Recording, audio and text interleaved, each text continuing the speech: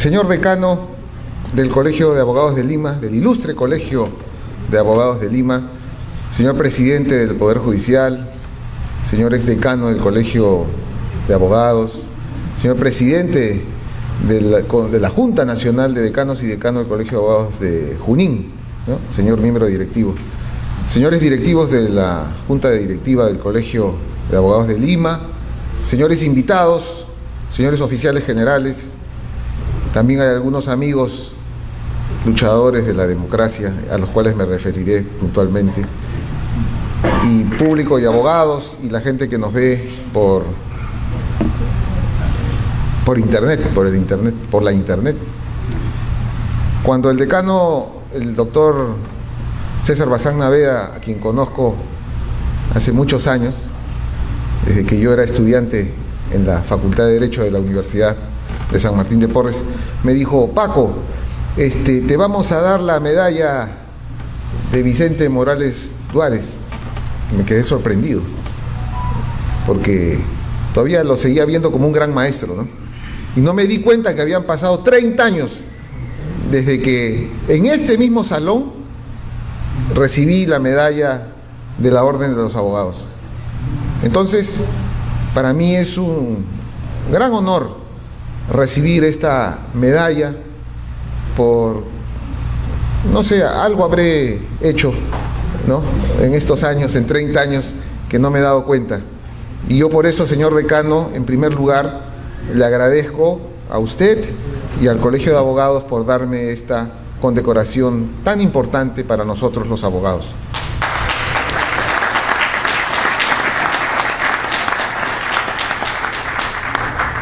Bueno, yo no soy un especialista en la criminalidad internacional, pero quiero hacer un parangón. Y he recordado los momentos, los años 90. Los años 90 nosotros tuvimos un gran problema, que fue el golpe de Estado. Entonces, durante los 90, y aquí están ilustres abogados como el doctor Jorge del Castillo, el doctor Aurelio Pastor, el doctor Fernando Calle, el doctor Heriberto Benítez y muchos más. Yo era un recién abogado colegiado, había vivido el golpe, y durante muchos años el Colegio de Abogados de Lima fue la trinchera. Aquí venían los abogados para defender sus causas, aquí habían reuniones. Fue un momento, una etapa muy importante para la afirmación democrática de este país, para la recuperación de la democracia. Entonces eso fue una época, una década de lucha democrática. Y por eso mi homenaje a los exdecanos, hoy que algunos no nos acompañan, y a todos los abogados y todas las personas que lucharon por la restauración democrática, ¿no?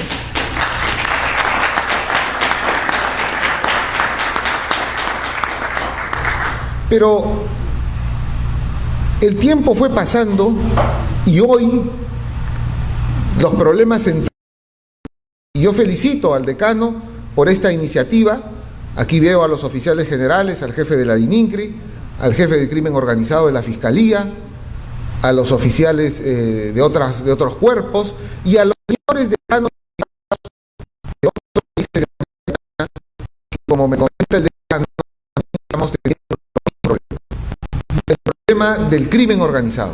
Nunca en Perú hemos tenido ese nivel de violencia, ese nivel de... Pero debemos recordar que todo este fenómeno internacional en América Latina que estamos viviendo tiene un componente autoritario, dictatorial, porque esa dictadura que está en el norte de nuestro continente es la que ha precipitado un éxodo de aquello que esa sociedad no pudo controlar. Me refiero ciertamente a esa delincuencia que se ha expandido por todo nuestro continente. Y desde las instituciones que tenemos que ver con el sistema de justicia, queremos reafirmar nuestro compromiso fundamentalmente con quienes dan la cara en primer lugar, con quienes exponen su vida para defendernos. Me refiero a la Policía Nacional del Perú.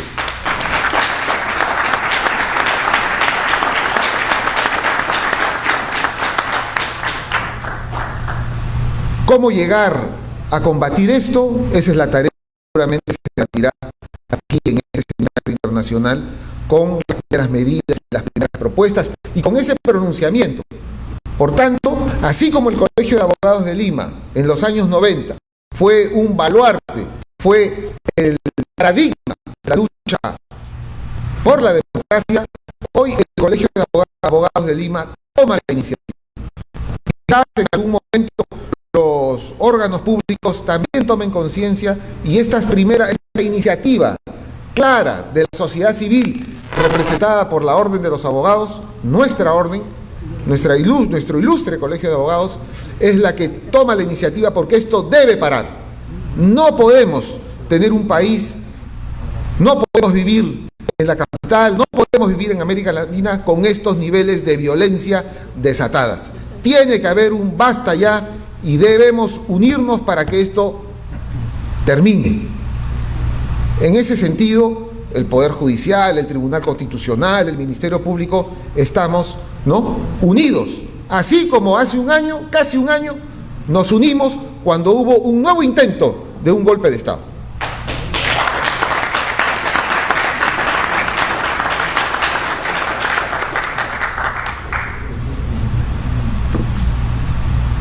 Para mí recibir esta medalla, esta condecoración, es muy importante porque Vicente Morales Duárez, presidente de las Cortes de Cádiz y que tuvo una muerte trágica en pleno ejercicio de su función, ¿no?, constituye un homenaje a la Constitución, constituye un homenaje al derecho constitucional, constituye un homenaje a esta orden de los abogados, a este colegio de abogados que nos antecedió, está con nosotros y sobrevivirá a nosotros. Esa institución que nos une es la que ha dado muestras en cada etapa de la vida democrática del Perú de ser un firme baluarte de la democracia. Lo fue en los años 70, lo fue en los 90 y lo sigue siendo hoy. Por eso, señor decano, yo no he venido aquí a dar una cátedra, solamente he venido aquí a agradecerles, a felicitarlos por la iniciativa y a decirle, fundamentalmente, a quienes combaten el crimen organizado, el señor fiscal y los fiscales que están en la primera línea, con la policía y nuestras Fuerzas Armadas. Hoy es un nuevo momento para iniciar una gran cruzada contra el crimen organizado. Muchas gracias. Muy buenas noches, damas y caballeros. Señor doctor César Bazán Naveda, decano del Ilustre Colegio de Abogados de Lima. Señor doctor Francisco Morales Arabia, presidente del Tribunal Constitucional. Señor doctor Tobías Molina Vallejo, presidente de la Junta de Decanos de los Colegios de Abogados del Perú. Señor doctor Carlos del Pozo, director de Ética del Ilustre Colegio de Abogados del Lima. Señor doctor Pedro Angulo, exdecano, señores decanos de los colegios de abogados aquí presentes y los que se encuentran conectados por internet, señores oficiales de las Fuerzas Armadas y Policía Nacional, señoras y señores. Vaya en primer lugar mi felicitación a mi colega y amigo, el doctor Francisco Morales Arabia. Y somos colegas porque somos profesores de la misma maestría, a mucho orgullo, en la Universidad San Martín de Porres.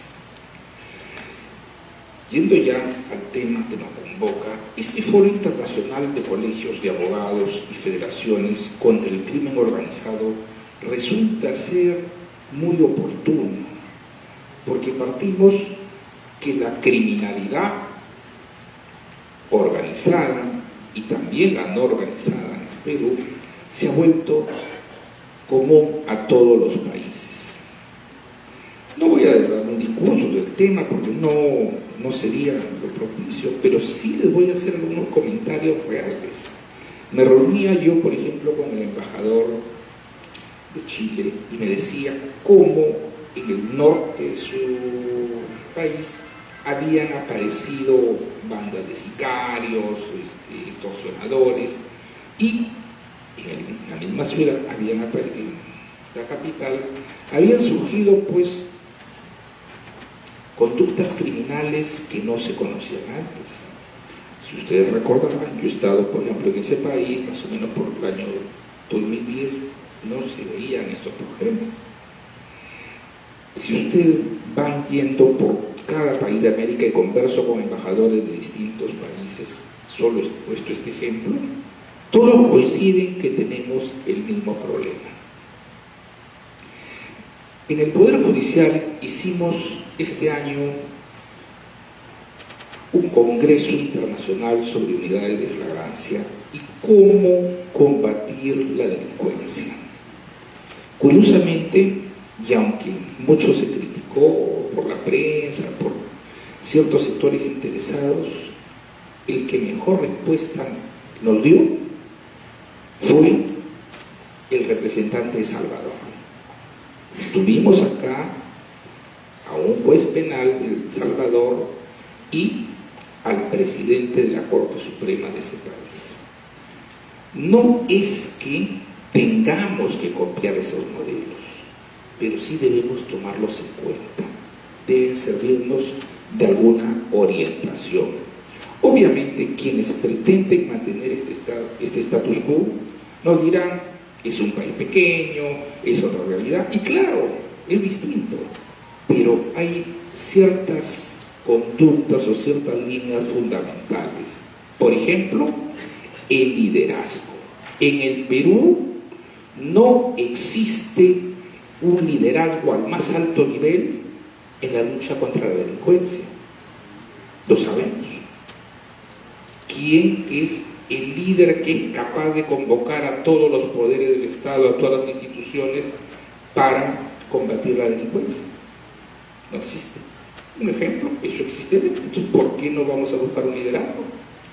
Asignación de recursos. Anoche he estado en el Parlamento buscando pues, la aprobación de recursos para las unidades de flagrancia, entre otras cosas. Pero entonces, este tiempo que he dejado la actividad jurisdiccional para dedicarme a la actividad administrativa como presidente de la Corte Suprema y del Poder Judicial, he podido descubrir algo. No se quiere invertir en la justicia, en mayor seguridad. Entonces, se dan prioridades a otras cosas. Y podido comprobar que, por ejemplo, y lo digo y lo voy a decir siempre porque yo sé que los policías por disciplina no lo pueden decir, pero yo sí lo puedo decir. No se le da a la policía los recursos. Yo he ido a comisarías en situaciones paupérrimas, las he visitado, conozco con techo de plásticos en mal estado. Este tema es un tema que tiene solución política y necesita una solución económica. El Estado tiene que comprometerse. Soy amigo del Ministerio Público y mis amigos fiscales me dicen que nos falta fiscales, nos falta medicina legal, nos falta. Y el gran líder del país que debería conducir esto y decir vamos a asignar los recursos, no existe. Entonces, pues, necesitamos, por ejemplo, eso existe en el país que les he mencionado. Entonces, cuando les hablaba de este tema, no es que copiemos experiencias extranjeras, sino que tomemos elementos que nos llevan a pensar, debemos tener un liderazgo, debemos asignar recursos a las instituciones que tienen que ver con el tema, sobre todo la policía, el Ministerio Público, el Poder Judicial, y también porque somos garantes de los derechos humanos a la Defensoría Pública, porque toda persona detenida necesita tener su defensor. También podemos apreciar que el marco jurídico no es el mejor. Tenemos un marco jurídico que muchas veces pareciera que no está acorde con la realidad, y entonces hay que reformarlo. Pero hay que reformarlo con valentía y con decisión, aún a costa de las críticas que se puedan tener. En este sentido, la experiencia que hemos visto, que hemos escuchado, que hemos presenciado después, tenemos que cambiar la ley. La ley no son perpetuas. Alguien ha dicho, si se cambia la ley, se estaría violando los derechos humanos. No hay hablado de violar los derechos humanos, simplemente de adecuar las leyes a la situación que vivimos. En la década del 90 vivimos 80, 90, la insanidad terrorista. Y frente a la insanidad terrorista se tuvo que tomar medidas excepcionales. Yo creo que hoy en día estamos en esa situación. Necesitamos excepcionales para combatir la delincuencia. Necesitamos que el Estado se comprometa con los ciudadanos a... El primer ámbito es pues, que haya un liderazgo en esta lucha.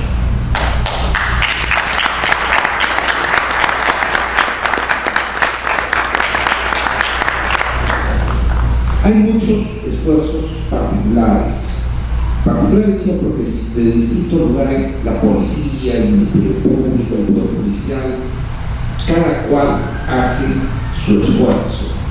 Y me consta, me he reunido con alcaldes, con gobernadores regionales, cuando he viajado por el país, y me he encontrado que cada uno busca de alguna manera hacer algo. Pero esa no es la forma. O sea, estamos trabajando cada cual a su manera.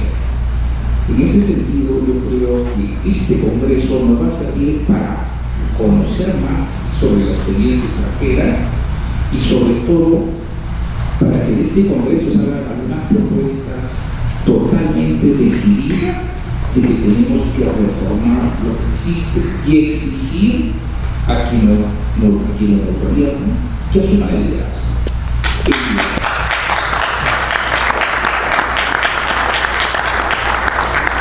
Finalmente, también tenemos que exigir que no se diga que estamos en una situación económica que no nos permite atender los requerimientos de las instituciones que están involucradas en la lucha contra la criminalidad.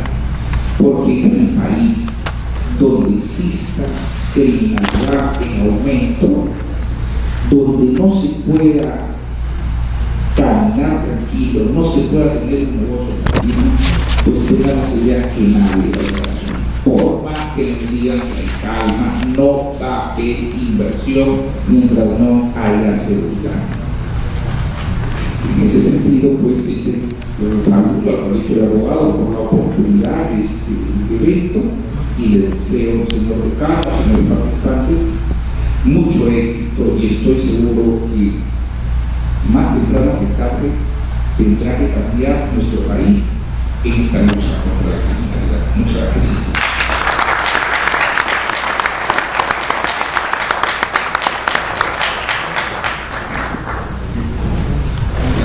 Muchas gracias al señor presidente del Poder Social por sus palabras alusivas a este importante foro internacional. Y vamos a hacer algo más. El Colegio de Abogados de Lima ha cumplido, como dije, 219 años de existencia. Y con ese motivo se entregaron pines que ahora voy a entregar a aquellos que no lo hayan recibido, pero acuñamos una moneda. La moneda recordatoria de los 219 años en un número muy limitado. Y como el presidente de la Corte Suprema está presente acá, y nuestras relaciones con el señor presidente son muy buenas en general con el Poder Judicial, en prueba de nuestro reconocimiento, quiero hacerle la entrega de esta moneda de los 219.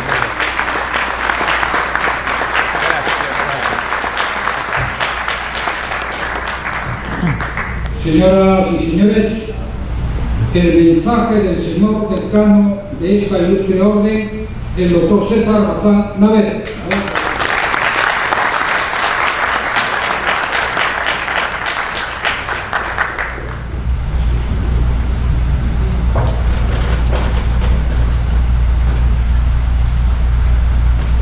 Señor Francisco Gómez, vicedecano del Colegio de Abogados de Lima, quien está sentado a un lado para ser testigo de todos los actos que estamos realizando en esta noche. Señor doctor Javier Arévalo Vera, presidente de la Corte Suprema de Justicia de Lima, del Perú. Señor doctor Francisco Morales Arabia, presidente del Tribunal Constitucional.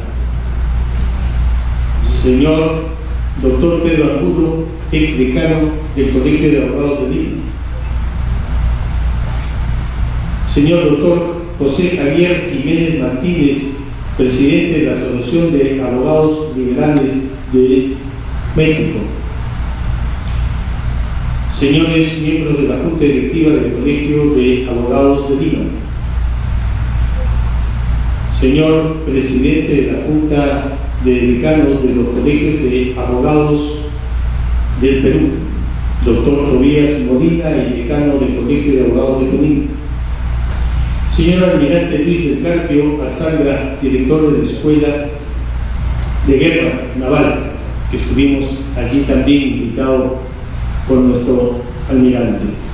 Señor mayor general Fernando Cam, jefe del Servicio Jurídico de la Fuerza Aérea del Perú, con quien también hemos tenido diversas conversaciones y hemos firmado hasta un convenio. Señor general de la Policía Nacional de Perú, Juan José Serrano, jefe de la Dirección Jurídica de la Policía Nacional de Perú. Señor general de brigada Santiago Abarca León, representante del comandante general del Ejército.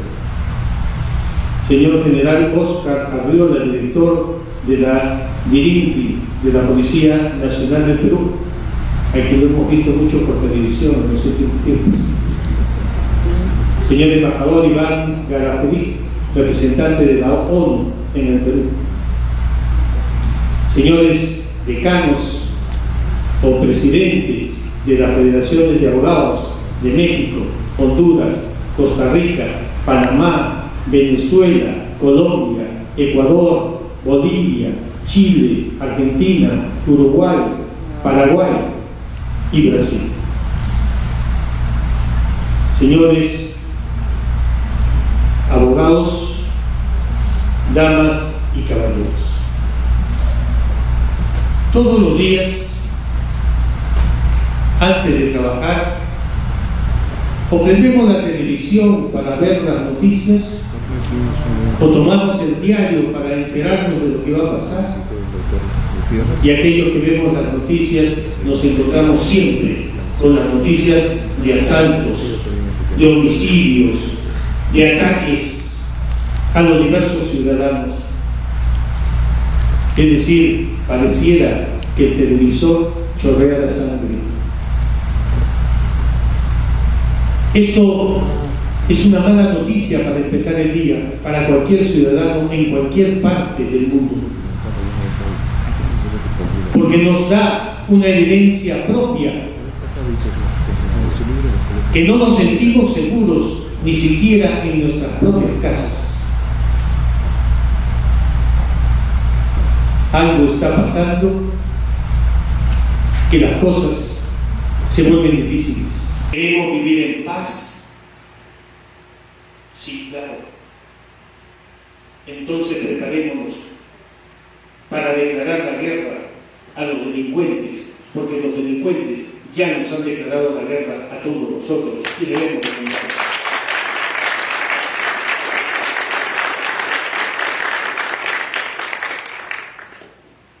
José Faustino Sánchez Carrión decía hace muchos años atrás: los peruanos debemos amar y respetar a nuestras instituciones. El Estado es la nación organizada. El Estado debe plasmar lo que es la esperanza de todos y cada uno de nosotros para poder vivir en libertad y con seguridad. Y para eso, nuestra Constitución establece cuáles son los poderes públicos y cuáles son las instituciones que deben defendernos a cada uno de nosotros. Dentro de ellos, el Poder Ejecutivo, que debe tomar el liderazgo para luchar frontalmente contra la delincuencia que nos agobia. El Poder Judicial, para dictar las sanciones contra aquellos que han sido los delincuentes y se les ha probado la condena. El Poder Legislativo dictando las normas correspondientes. Pero además tenemos otras instituciones a las cuales, como dijo José Faustino Sánchez Carrión, tenemos que defender. Tenemos nuestras Fuerzas Armadas que van a cuidar la integridad de la nación, el Ejército, la Marina, la Fuerza Aérea. Y si debemos defenderlos, como nos defienden ellos a nosotros, entonces todos los ciudadanos tenemos que hacerlo para el bien común.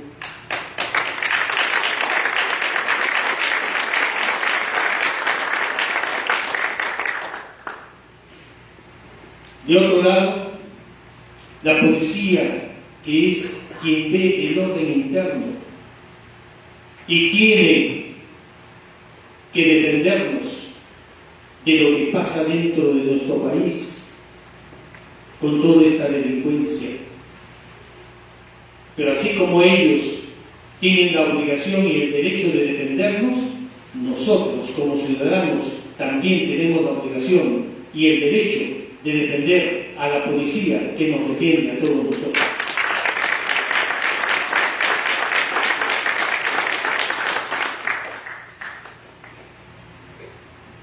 Todos los días se aprende.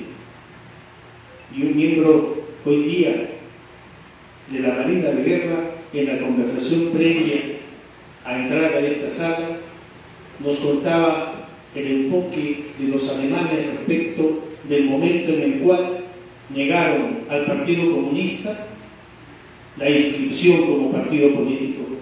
Debemos hacer conciencia que la lucha contra la delincuencia es una lucha de todos y cada uno de nosotros. Y debemos colaborar en el lugar donde nos encontremos.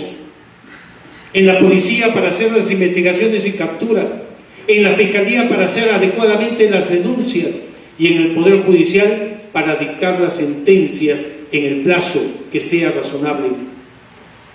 Interpretando como se debe interpretar, el derecho de uno debe ceder frente al derecho de los demás. Así que si ese delincuente pone en peligro la vida de un ciudadano o de un miembro de la Fuerza Armada o de un policía, no puede tener la misma protección que tenemos nosotros.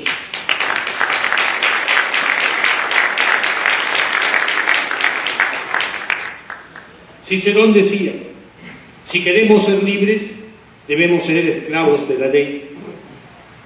Es decir, debemos hacer que la ley se respete y que la respetemos todos.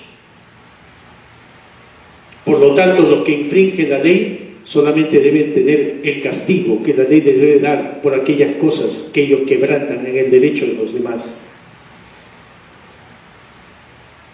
El Colegio de Abogados de Lima pidió a los señores decanos y presidentes, que recién nos estamos conociendo físicamente el día de hoy,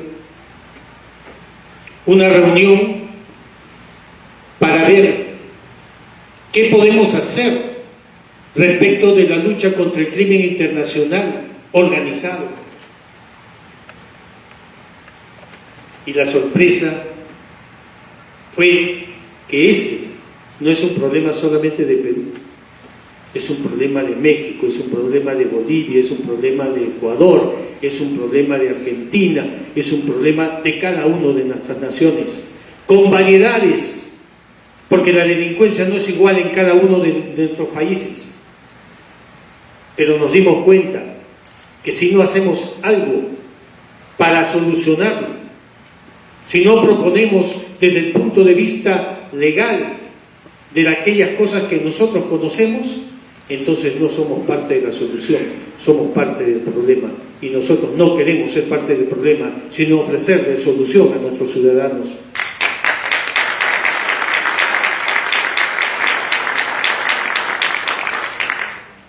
Por eso empezamos a conversar, y lo primero que fue de conversar, contarnos cómo están los problemas internos de cada uno de nosotros.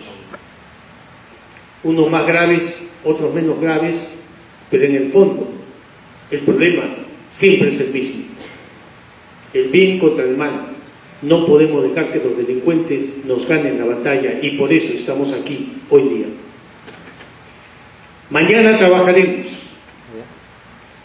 Hoy mostramos a la sociedad que todos tenemos que trabajar debidamente unidos.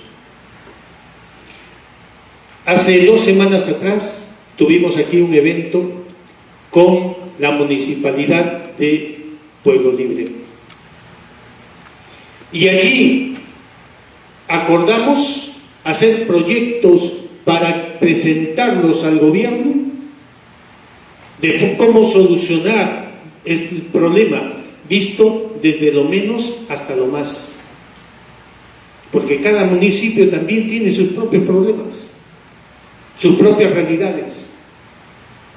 Y ayer tuvimos el agrado de estar con el señor presidente de la Corte Suprema y la alcaldesa de Pueblo Libre, y él promover y aceptar que se creen más unidades de flagrancia que permitan mostrarle a la sociedad que la policía, la fiscalía y el poder judicial actúan rápidamente para contener a estos delincuentes que nos agobian todos los días.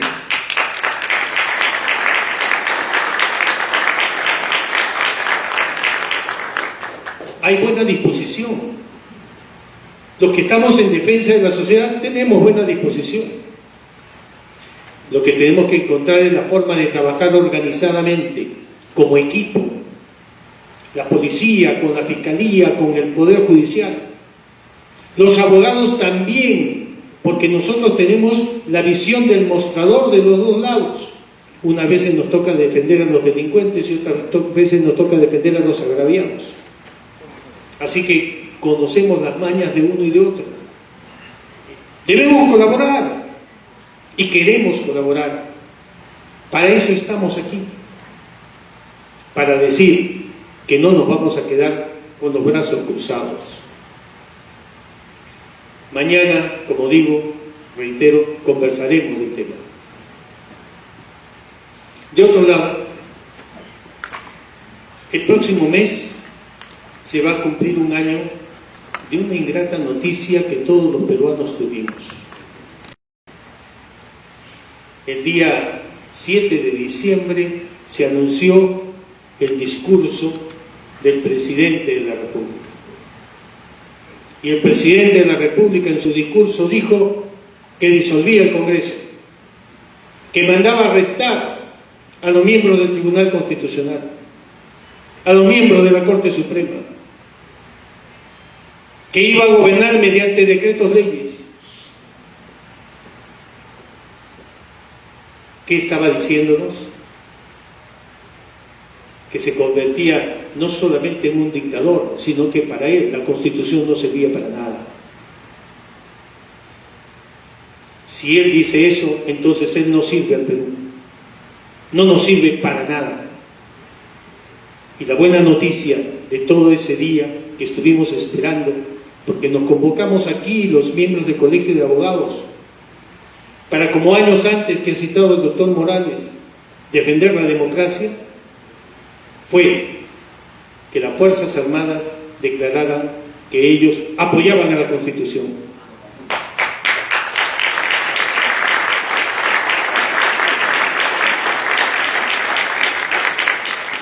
Y que la policía procedió a detener a quien estaba cometiendo un delito en flagrancia. Esa fue la buena noticia. Los peruanos estamos conscientes ahora que la ley y la Constitución deben cumplirse y que, como dijo Cicerón, si queremos ser libres, tenemos que ser esclavos de la ley. Y eso tenemos que recordarlo siempre, para que no suceda que alguien quiera quitar el poder a los demás y tomárselo para sí solo. La democracia se mantiene y el Colegio de Abogados la defiende. Así que el 7 de diciembre estaremos aquí nuevamente recordando esos momentos y anunciando que el Colegio de Abogados sigue defendiendo la libertad y sigue defendiendo la democracia. Así que todos están convocados.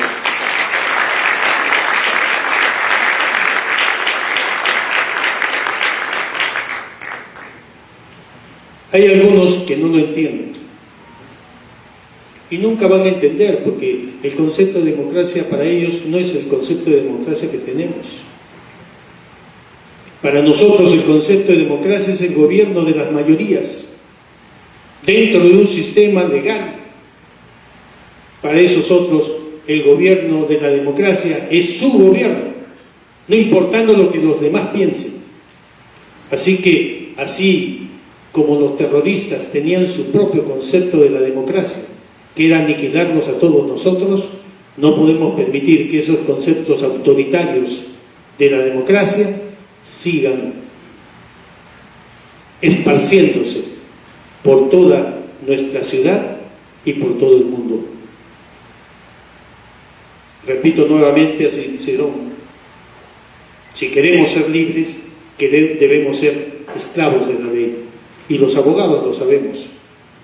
Estamos aquí porque hemos estudiado Derecho, porque queremos la ley, porque queremos que las leyes se cumplan, porque queremos mejorar las leyes.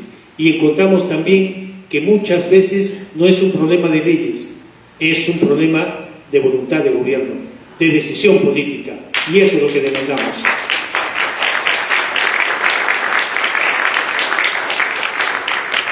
Y esa es parte del por qué le entregamos la medalla al doctor Morales, presidente del Tribunal Constitucional. Parte de la defensa de la democracia estuvo en el pronunciamiento del Tribunal Constitucional, que ese mismo día lo escuchamos. Y como dije hace un momento, ese es el mensaje que queremos lanzar a toda la sociedad. La democracia está primero. La democracia está segundo. La democracia está tercero. Así que aquellos que no estén con nosotros están en contra de la democracia y están en contra del país y están en contra de la vida de todos nosotros. Luchemos igualmente contra esos que están en contra de la democracia, que son los delincuentes. Aquellos que nos causan zozobra todos los días. Aquellos que no sabemos si en este momento por la avenida salimos conversando con nuestro celular y vienen en una moto y nos lo arranchan. Y si nos defendemos, peor, nos arrastran si tenemos suerte o nos disparan si tenemos mala suerte. ¿Podemos vivir así? No. Así que defendamos a nuestras instituciones. Hagamos que el sistema funcione, que esa es la única forma en que podremos vivir en paz. Bienvenido a los presidentes y a los decanos de los colegios de abogados que están presencial y virtualmente con nosotros. Mañana será una jornada de trabajo y luego anunciaremos en la tarde el pronunciamiento de los colegios de abogados de América Latina y las conclusiones de nuestros trabajos. Que viva la libertad, para que podamos nosotros vivir en paz contra la delincuencia y en defensa de nuestras familias. Esa es la voluntad del Colegio de Abogados de Lima y esa es la voluntad de todos los abogados que estamos presentes. Muchas gracias. 20% formalizados, 80% informal. País del primer mundo. La gran mayoría bancariza. La gran mayoría tiene su propiedad inscrita. La gran mayoría está en el sistema. 90 días aproximadamente. Entonces a la policía se le exige resultados. Y créanme que hacemos maravillas para lo poco que tenemos. Si tuviéramos medios electrónicos,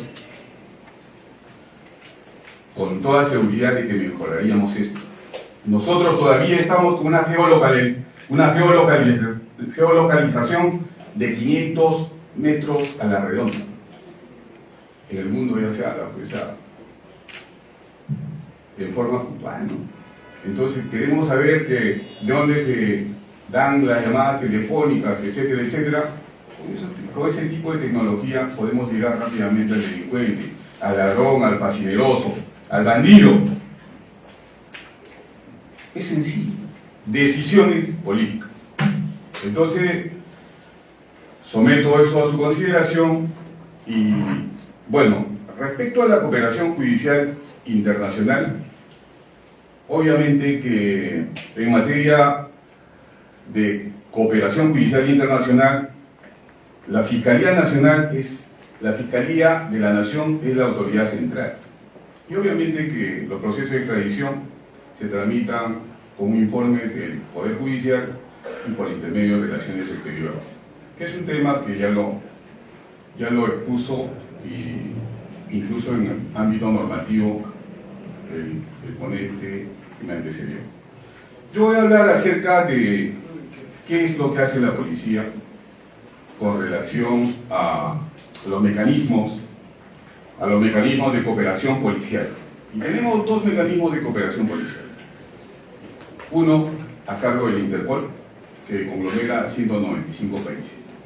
Los procedimientos policiales son rápidos, son ágiles, son expeditivos, ya que nosotros somos ejecutores. Entonces, en la chamba que a nosotros nos corresponde, nosotros le damos celeridad en todo. Pero tenemos, por ejemplo, un problema con una persona que se encontraba procesada en nuestro país, que se encontraba investigada, que había cometido un delito, ¿no? Joran van der Slot.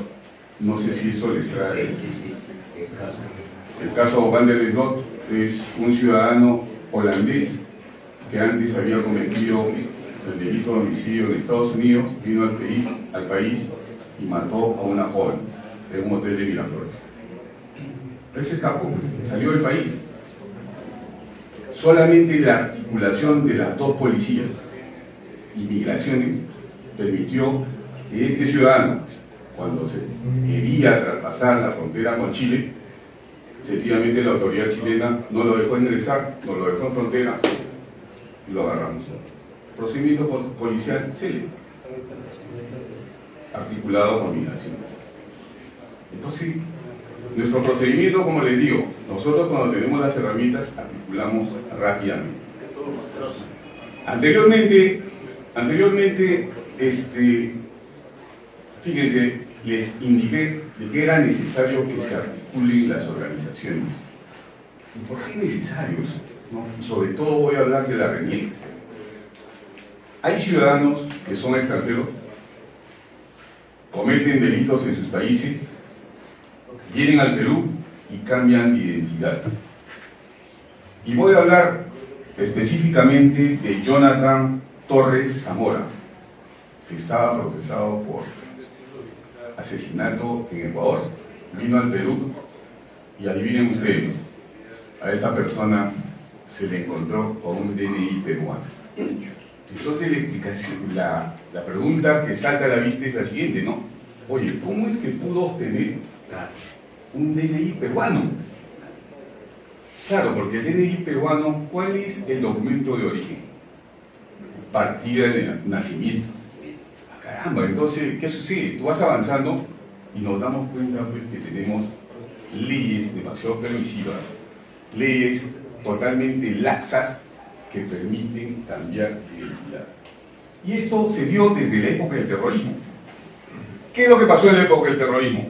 ¿Acaso los terroristas no quemaban, pues, las alcaldías y los registros civiles? Esa laxitud se dio desde ahí. Y obviamente ahora la criminalidad con recursos obtiene, pues, documentos de origen que finalmente se van a traducir en una nueva identidad y sencillamente se hace más difícil la labor de la policía para identificar.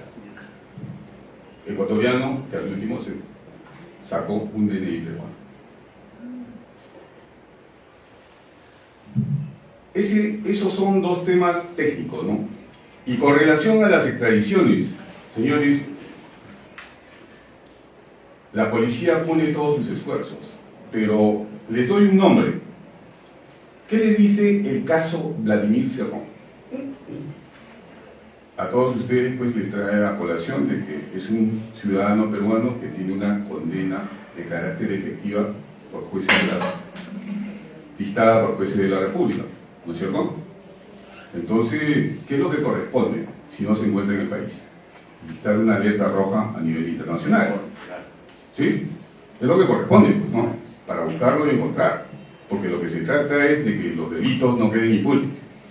Pero adivinen ustedes, hasta ahora no hay ninguna alerta roja contra Vladimir Cerrón. Y nos trozan. ¿Pero por qué no existe? O se encuentra en observación. ¿Por qué se encuentra en observación?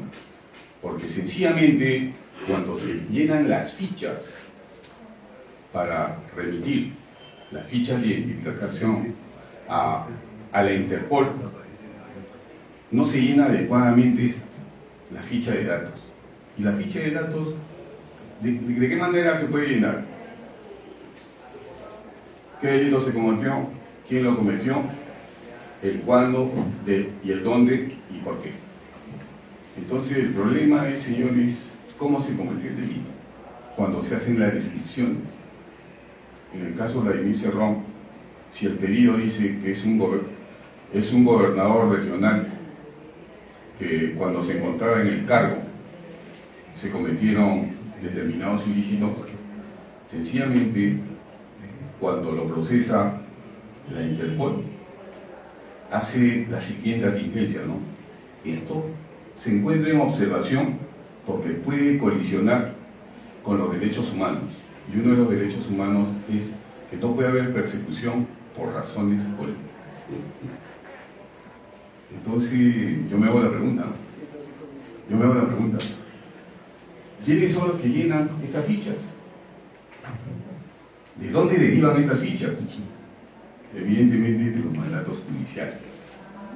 Entonces, ya entenderán ustedes, señores, qué hubiese pasado si Pedro Castillo traspasaba la frontera. Jamás hubiese podido haber una alerta roja. Llegó a la embajada de México. Jamás hubiese podido ser aprendido porque sencillamente no hubiese podido haber una medida coercitiva de carácter judicial a nivel internacional, porque él hubiese aducido de que la persecución era política. Entonces, son cositas que debemos de mejorar. El caso, como muy bien dijo uno de los integrantes de acá de la sala, dijo el caso Inostroza Pariel. Es el mismo mecanismo que está utilizando. Entonces, señores, hay muchos temas que tratar y hacer, pero lo que quería redondear esta breve exposición es el hecho de que pasemos de la vía sencillamente de la buena literatura a la vía de los hechos. Si a la policía no se le dan las herramientas suficientes y necesarias para combatir la delincuencia común o el crimen organizado, no va a haber posibilidad. Y en esto también quiero reiterar el hecho siguiente, ¿no? Situaciones fácticas, como dicen los jueces. Dadme los hechos para yo aplicar el derecho que corresponda. Nuestro Código Procesal Penal tiene una data del año 2004. ¿Cuántos años han pasado? 19 años. ¿Cuál es el resultado del Código Procesal Penal? ¿Ha sido exitoso o no ha sido exitoso? Es una pregunta que debemos de hacernos. Y fíjense, a la policía pues sencillamente la han encerrado y la han encamisetado. ¿Y por qué digo eso? Ocurre un asalto en la calle. Un facineroso apunta con un arma de fuego a un ciudadano pasa a la policía y captura al fascinoso. Lo lleva a la dependencia policial. En la Policía Nacional, en una comisaría, ¿qué tienen que hacer para que se quede detenido?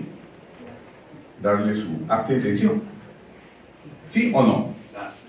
Ya, la pregunta es, ¿la policía tipifica o no tipifica? No. No, ministerio. Ministerio Público. A ver, un momentito. Una investigación criminal. Entonces, también la solución de los problemas está en el hecho de que cada quien cumpla sus roles. La Policía Nacional, fíjense ustedes el artículo 166 de la Constitución Política del Estado, previene, investiga y combate la delincuencia.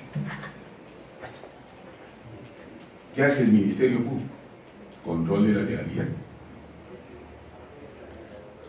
Control de la legalidad en el proceso.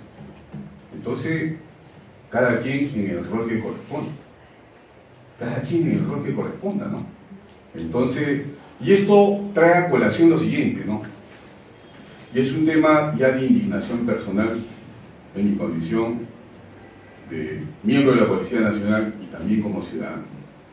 El día de ayer, un efectivo policial intervino a un delincuente. No intervino, sencillamente iba a ser asaltado porque él se encontraba en situación de vacaciones.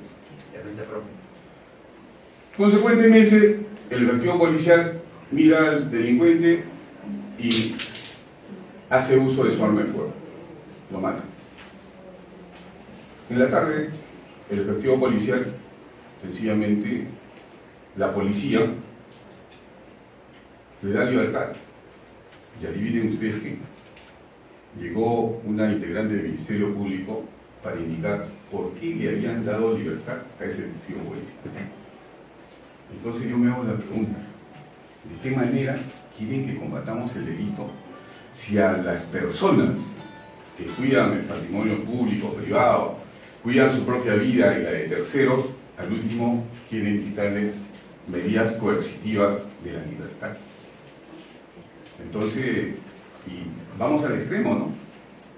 De que la fiscal le pedía explicaciones al comisario, indicándole de por qué no lo había detenido. La pregunta es, ¿quiénes tienen la facultad constitucional para detener? ¿Acaso no solamente esa facultad constitucional está dada a los miembros de la Policía Nacional en flagrante delito y a un juez por mandato judicial?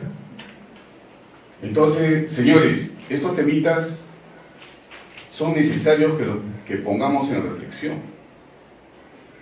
Es necesario que reflexionemos sobre estos temas, porque con el mismo procedimiento que tenemos no va a ser posible obtener un resultado diferente. Con esas inquietudes los dejo y muy buenas tardes.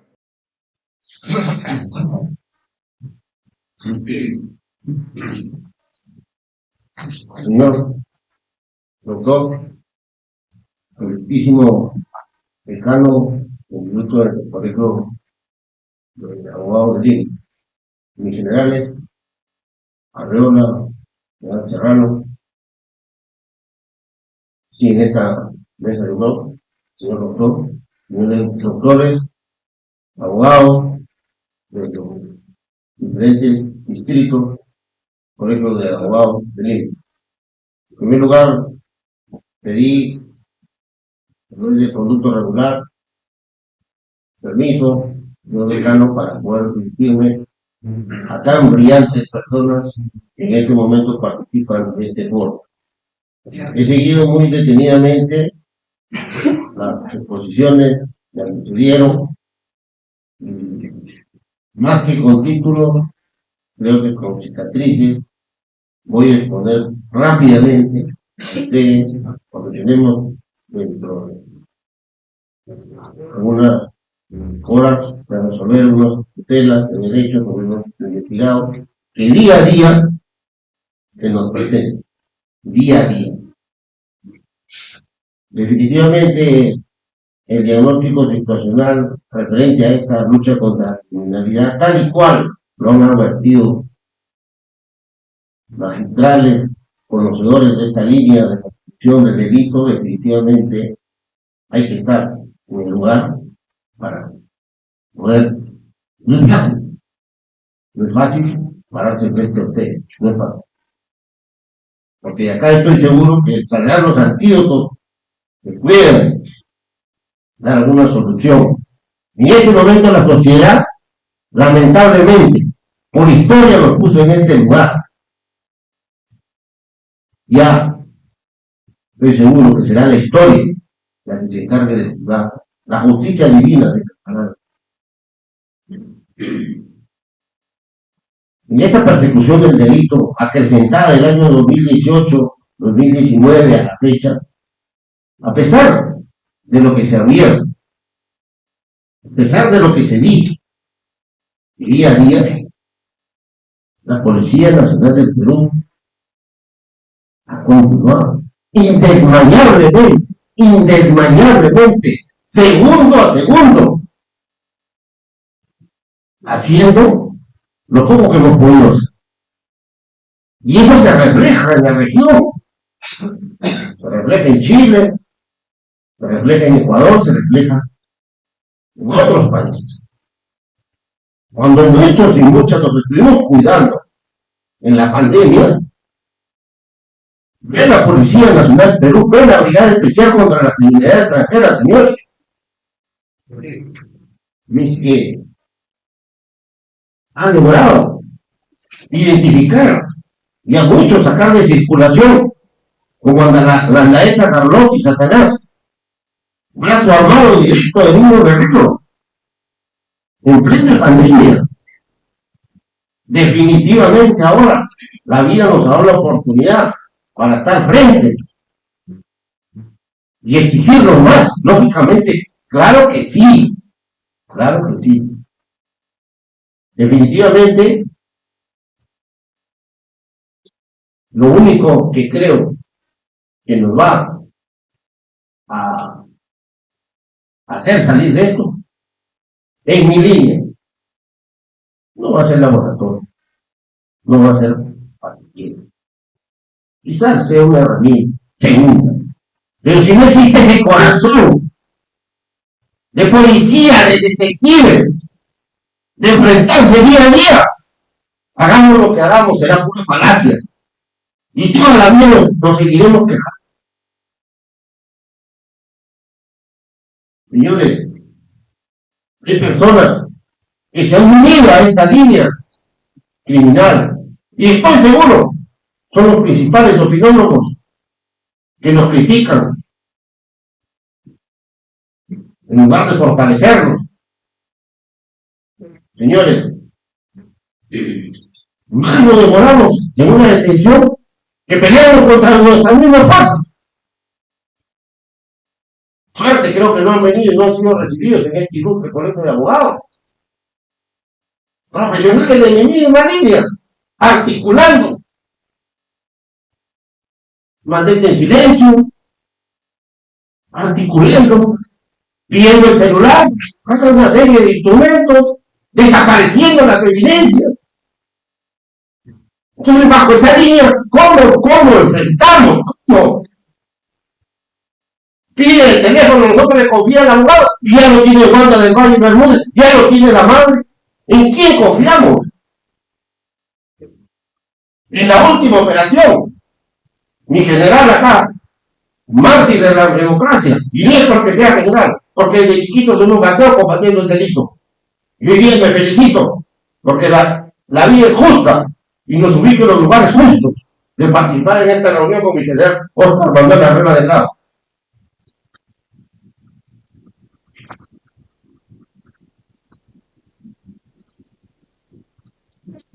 Me corre traslado de una información con mi comandante general. Reserva total. Había que cuidar. No me interesa en ese momento llevar las fuerzas. Porque segunda vez que nos arrojan una granada, eso sí no lo mira nadie. Para esto hay que renunciar. Usted es abogado, renuncia. Así no llega a un despacho de abogado. Yo conozco lo que es el certificado detective. 31 años ni tenía tiempo para leer para ver la carrera de situación policial. ¿Qué es lo que pedía? Lo que pide es la necesidad del humano, la vida, la alergia, la epilepsia, el tejido del codo, la lesión del día a día. Y otros profesionales no, que estamos mirando otras comodidades. ¿A qué apostamos? Entonces, ¿qué sucedió ese día? Primero, casuística. Y lo voy a dejar, no vamos a correr traslado de exposición, porque más que todo es perturbador. Lo que me acompaña a mí dentro de un botiquín de una exposición es lo que vemos día a día, en los diarios, en las redes. Yo, más con cicatrices que con títulos, disculpen mi vehemencia, estoy seguro. No soy un franco, no soy lombroso para diagnosticar y pedirle a ustedes de que no miremos mañana, miremos hoy. Se dan normas. No tengo prognosis psicológica, ni criminológica, ni lombrosiana. ¿Quiénes han articulado a esas personas para que planteen esa ley? Tienen que ser conocedores del derecho. Ok, es el Tren de Aragua que ha planificado la ley. ¿A quién favorece eso? Son juristas del tema. Entonces, ¿a quién reclamamos? ¿A quién le decimos? ¿Con quién articulamos?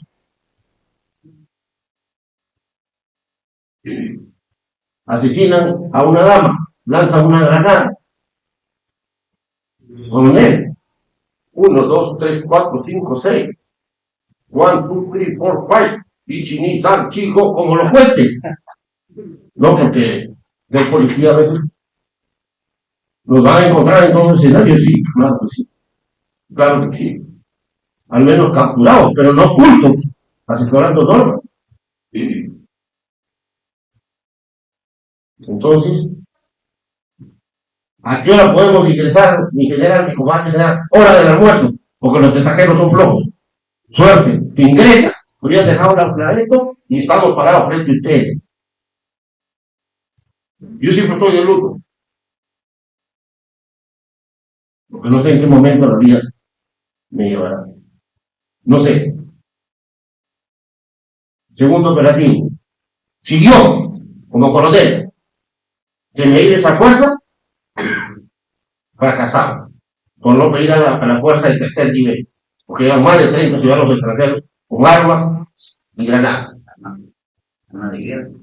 Pero se sabía que era una zona residencial donde salen niños en la mañana, o salen movilidades escolares, donde hay personas de bien que salen.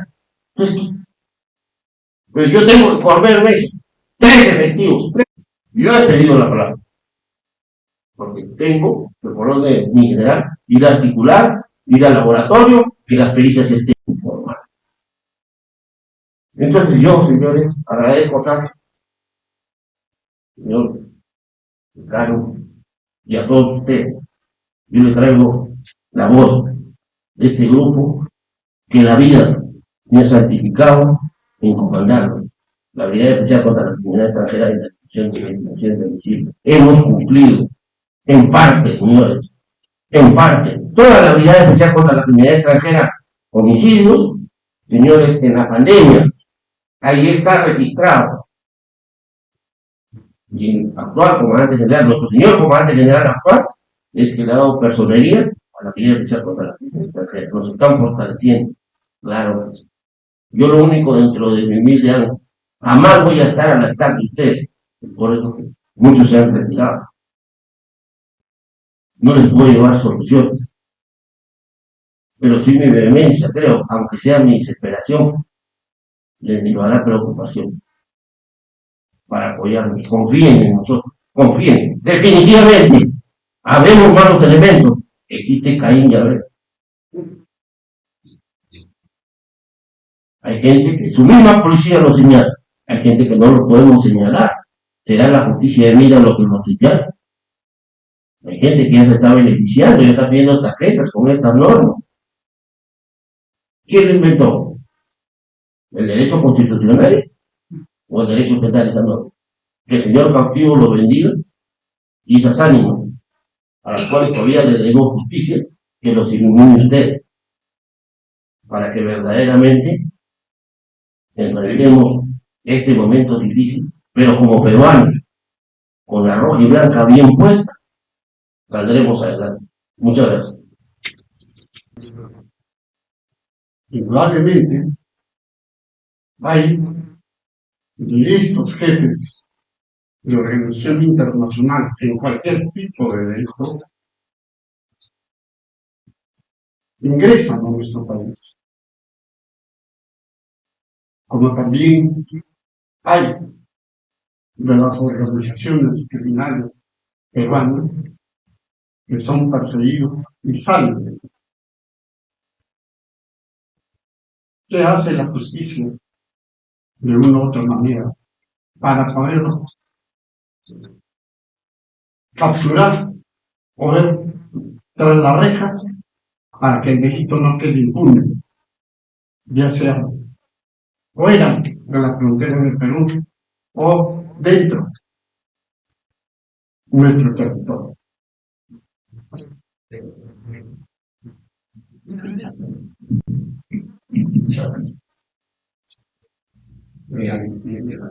Aclarando un poco, yo soy el doctor Isaac Marciano Espinosa de la Cruz. Me he puesto repito, no quisiera usurpar el nombre de mi buena imagen que alguna mamá les habla. Yo he trabajado en el Ministerio Público desde el primer fiscal de la Revolución, el doctor Gonzalo Figo Ceballos, hasta la fecha que estoy. He trabajado también en la justicia electoral, en los jurados electorales especiales, en las elecciones desde el 2011 al 2018. He trabajado también en el Ministerio de Justicia como presidente de la Comisión de Indultos y Conmutación de Penas. Esto me ha ayudado el conocimiento y poder llegar en estos momentos a asumir la jefatura de la Oficina General de Asuntos Legales del Ministerio de Relaciones Exteriores.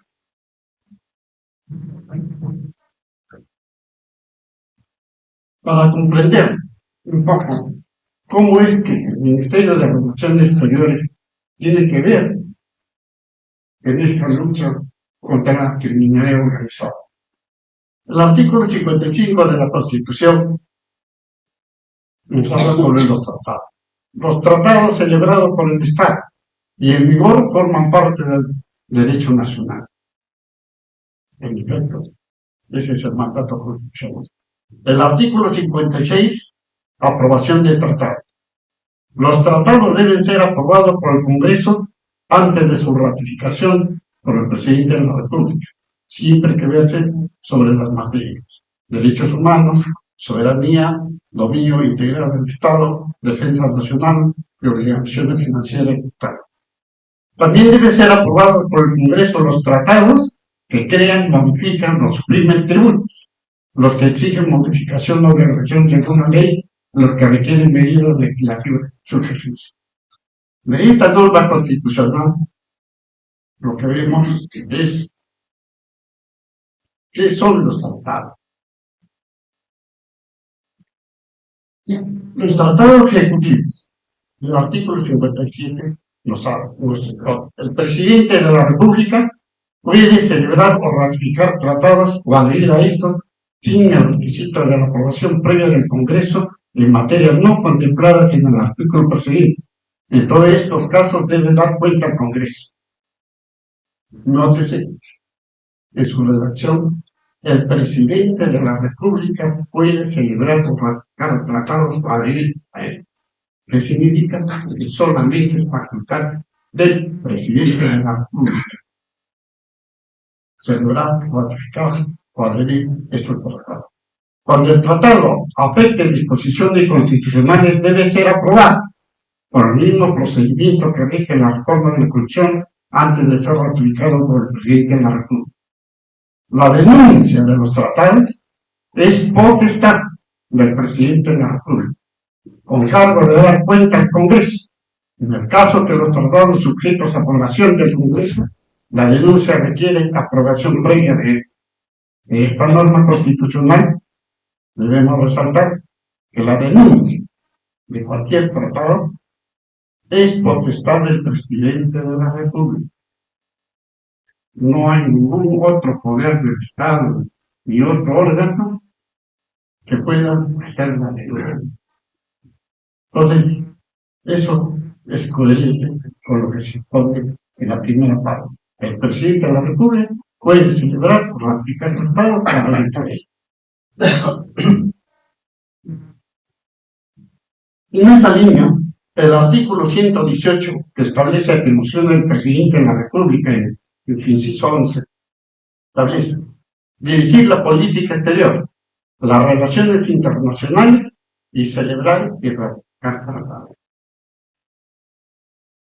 Como una nota, el tratado, los acuerdos, convenios, están ligados como instrumentos internacionales bajo el artículo 2 de la Convención de Viena sobre el derecho de los tratados, de la que somos parte desde el 23 de mayo de 1969.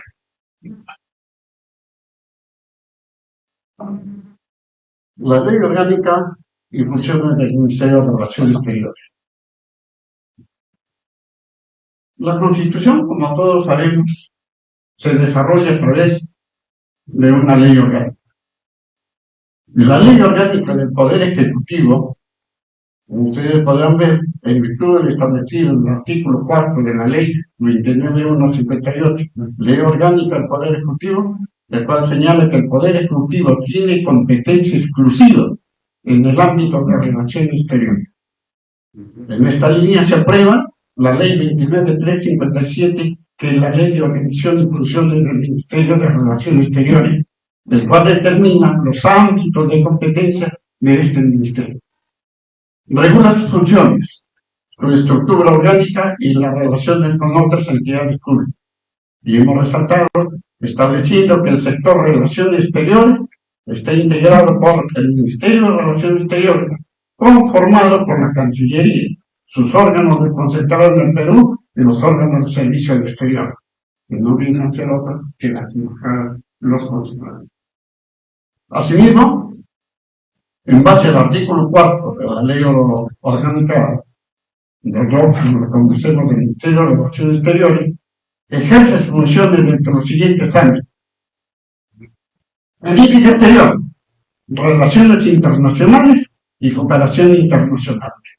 Dentro de estos tres ejes, es política exterior, relaciones internacionales y cooperación internacional, es la que se basa en el desarrollo del Ministerio de Relaciones Exteriores.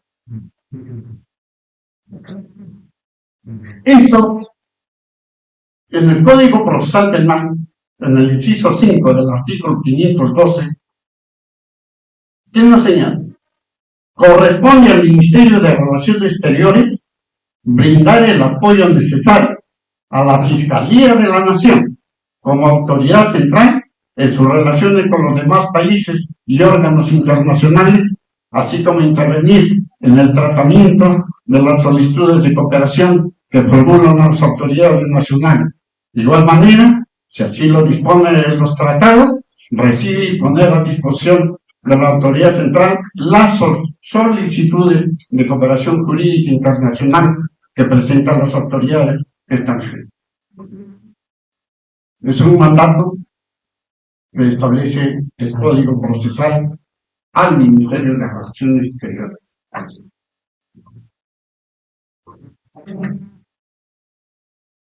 Siguiendo en esta línea, la cooperación judicial es uno de los puntos a los que vamos a ver. La cooperación judicial internacional ahora se ha convertido en la actualidad, en este mundo globalizado, en uno de los instrumentos más eficaces y necesarios para el combate de la delincuencia organizada transnacional, así como en cualquier actividad de auxilio judicial propiciada para el continuo y cotidiano hecho del tránsito de personas entre los estados, lo que ha provocado su evolución hacia la incorporación de nuevas estructuras y nuevos mecanismos de cooperación judicial internacional. que faciliten la aplicación de los instrumentos internacionales existentes sobre cooperación judicial internacional con el objeto de mejorarla, simplificarla y acelerarla.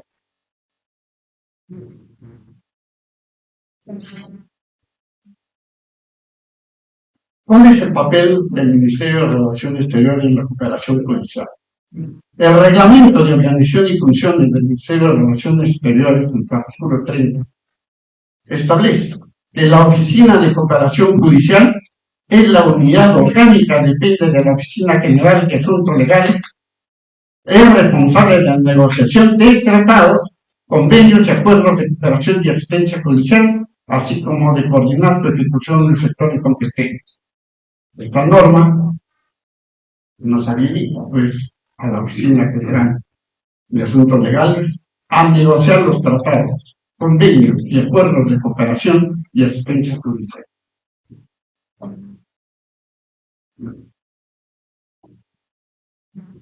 La Oficina de Cooperación Judicial es una unidad orgánica que depende de la Oficina General de Asuntos Legales. Esta Oficina General de Asuntos Legales, a la cual yo soy el jefe, tenemos tres oficinas: Cooperación Judicial, la Oficina de Derecho Internacional Público y la Oficina de Asuntos Administrativos. Bajo este contexto de estas tres oficinas, evaluamos todo la política o los documentos que se ponen a discusión del Ministerio de Relaciones Exteriores. Como veremos, esta unidad depende de esta Oficina General, responsable de negociar tratados, convenios, acuerdos, cooperación y asistencia judicial. Como tal, en esto integramos nosotros tres comisiones. La Comisión Intersectorial Permanente, encargada de preparar la posición peruana y negociar los tratados de derecho penal internacional, donde les habla, preside esta comisión, y la Oficina de Cooperación Judicial es la Secretaría Ejecutiva para el desarrollo de toda esta misión. La segunda es la Comisión Multisectorial de carácter permanente, últimamente creada, que se encarga de examinar, preparar la posición peruana y elaborar y negociar los proyectos de tratados celebrados con otros estados sobre cooperación y asistencia judicial internacional en materia civil, laboral, seguridad social y administrativa. También en esta oficina es el jefe de la Oficina General de Asuntos Legales y la Secretaría Técnica de la Oficina de Cooperación Judicial. Últimamente también tenemos la Comisión Oficial de Extradiciones y Traslado de Personas Condenadas. Actualmente nosotros participamos en esta Comisión Oficial de Extradiciones, que ha sido creada para uniformizar, dinamizar todo el procedimiento de extracción, la cooperación judicial y el traslado de reos. Estamos en plena evaluación, nos reunimos 2 veces al mes, igual que las otras cada 15 días, tenemos reuniones específicas para hacer tratados, como lo veremos más adelante. En atención a ello, la Oficina de Cooperación Judicial es la encargada de tramitar las solicitudes de asistencia legal en materia penal, civil y comercial, los pedidos de extradición pasiva y activa, traslado de sentenciados que se formulen por el Estado peruano y otro Estado. Para tal efecto, nosotros le llamamos como iniciales OCJ, o sea, Oficina de Cooperación Judicial, que efectúa coordinaciones con los órganos en el exterior del Ministerio de Relaciones Exteriores, es decir, con nuestras misiones, embajadas, así como con el ámbito interno, con el Poder Judicial, Ministerio Público, Ministerio de Justicia, entre otros entes del Estado que requieren, como es la Policía Nacional a través de la Interpol.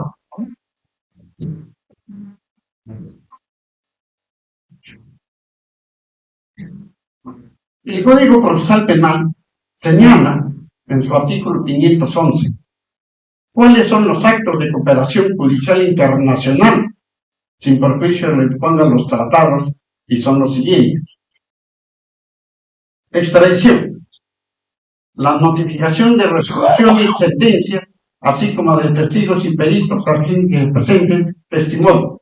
La recepción de las declaraciones del imputado, testigos, peritos y otras personas, exhibición y remisión de documentos judiciales o copia de ellos, remisión de documentos informes, realización de indagaciones o inspecciones, examen de objetos y lugares, práctica de bloqueo de cuentas, embargos, incautaciones o secuestro de bienes delictivos, inmobiliarios o de otros activos registrados.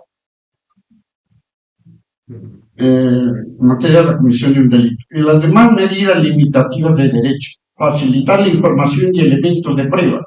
Traslado temporal de detenidos sujetos a un proceso penal o de condenados, o cuando se comparecieren como testigos en relación al delito al que se le cobra, o como personas que se encuentran en libertad. Traslado de condenados, diligencia en el exterior y entrega de vigilada de bienes delictivos. Asimismo tenemos la cooperación judicial internacional, también comprende los actos de asistencia establecidos en el Estatuto de la Corte Penal Internacional y desarrollados en este código, en el Código Procesal.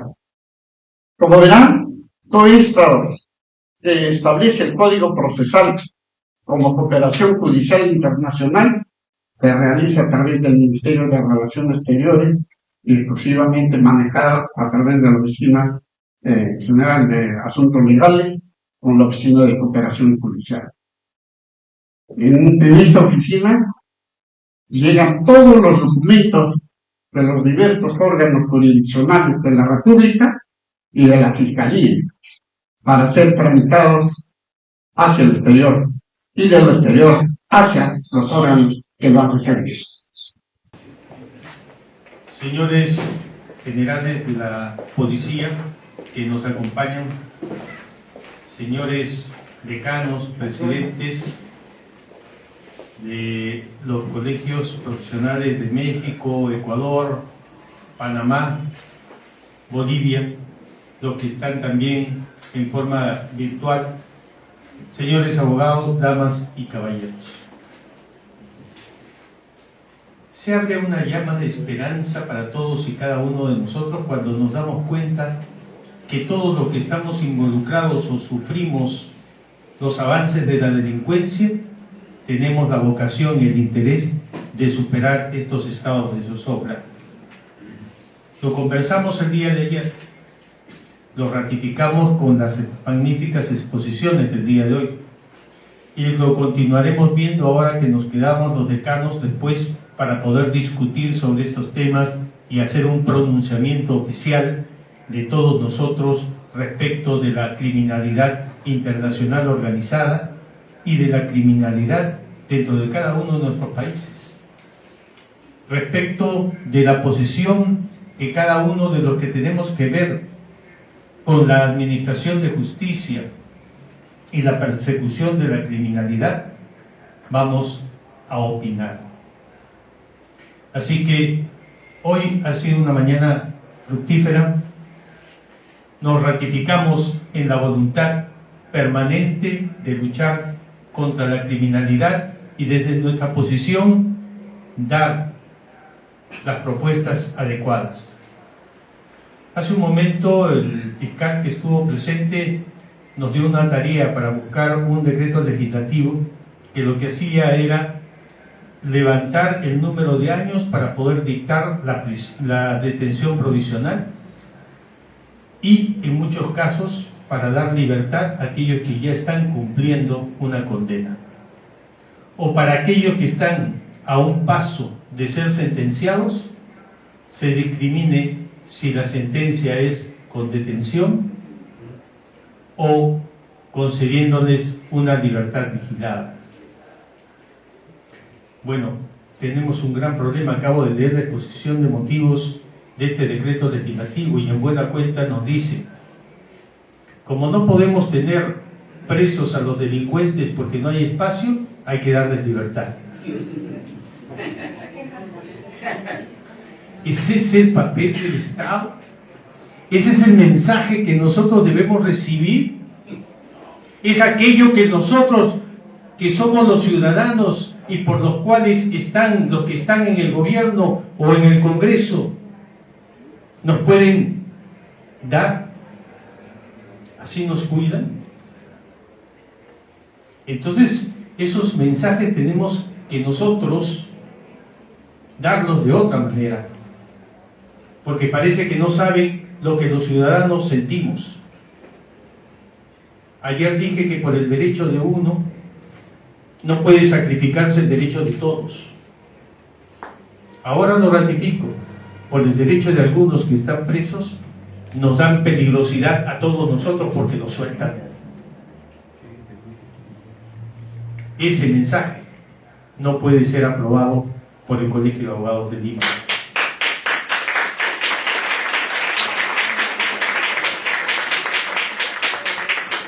Hay que sugerir, por supuesto, vamos a sugerir. Hay realidades que no podemos cambiar, claro, hay realidades que no podemos cambiar. Pero hay apoyos que tenemos que hacer para aquellas personas que tienen la obligación y el derecho de cuidarnos a todos nosotros, tanto los fiscales como la policía, como el Poder Judicial, como los miembros de Serenazgo, de los cuales no hemos hablado en estos días, que son aquellos que en la calle, en el día a día, están viendo qué nos pasa a cada uno de nosotros. Y si recordamos, aquí en Lima, estos serenos solamente sirven para pasar la voz a la policía, porque quienes hacen la investigación y quienes tienen la facultad para detener en flagrante son los policías. Y sin embargo, a veces se toman muy a pecho su función, como algunos recordarán que ese delincuente ranqueado y que no tenía ningún respeto por la vida, se escapó, lo persiguieron por diversas partes y finalmente lo encontraron en Surco. 2 serenos. Uno se acercó, sacó el arma y creyó, tal vez, que era su obligación salvarnos a nosotros a costa de su propia vida. Trató de detenerlo y el delincuente le disparó directamente y lo mató, efectivamente. Hay que darles instrucciones porque tampoco pueden arriesgar sus propias vidas. Y por eso tuvimos reuniones también con los alcaldes y las seguiremos teniendo. Porque la lucha contra la delincuencia es una lucha de todos. Hoy día acabo de escucharle al general Serrano una cosa que la anoté en mi cuaderno, porque hace tiempo que lo queremos hacer y todavía no encontraba la forma de hacerlo. Decía ayer, como reitero ahora, que este es un trabajo en equipo, que tenemos que hacer que la Fiscalía y la Policía trabajen juntos y el fiscal con el policía le den los elementos suficientes al juez para ordenar las detenciones a las que correspondan. Pero no encontraba el mecanismo porque he invocado a la Fiscalía para que hagamos cursos conjuntos con el propósito de generar esa unidad entre la Policía y la Fiscalía para la articulación. Hoy el general Serrano nos ha dicho que como policías no les han enseñado a investigar, y a los fiscales menos, porque no es su función. Ellos tienen que ir aprendiendo montados sobre el caballo. Bien, aquí en el Colegio de Abogados de Lima haremos un curso con los especialistas necesarios para enseñar y ayudar a coordinar entre la policía y la fiscalía cómo se hace una investigación para lograr los resultados que nosotros todos queremos.